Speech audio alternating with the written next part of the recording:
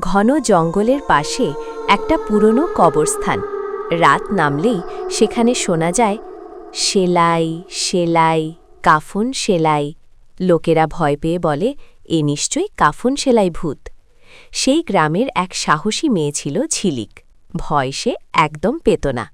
সে ঠিক করল আজ রাতে কবরস্থানে যাবে সত্যটা জানতে। রাত 12টায় ঝিলিক হাতে লণ্ঠন নিয়ে কবরস্থানে ঢুকল। হঠাৎ হাওয়া বইল, হুই হুই, গাছগুলো দুলে উঠল।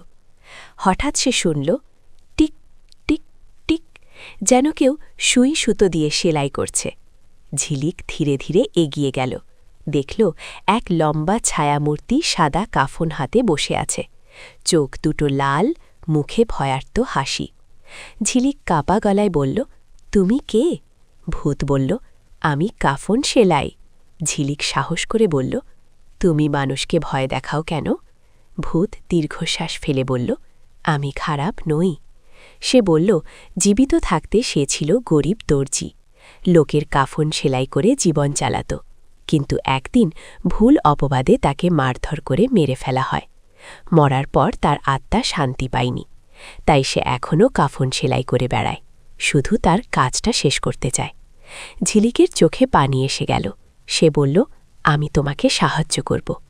কাফন সেলাই অবাক হয়ে বলল, তুমি ভয় পাচ্ছ না? ঝিলিক হেসে বলল, ভালো মানুষের আত্মা ভয়ঙ্কর হতে পারে না।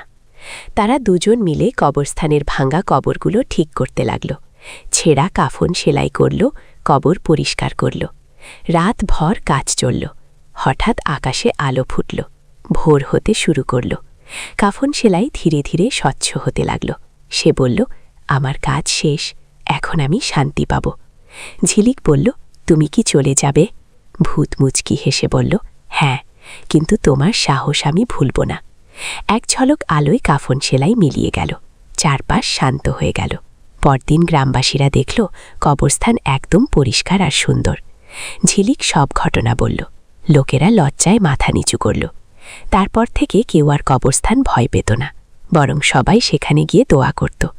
আর ঝিলিক, সে হয়ে উঠল গ্রামের সবচেয়ে সাহসী মেয়ে।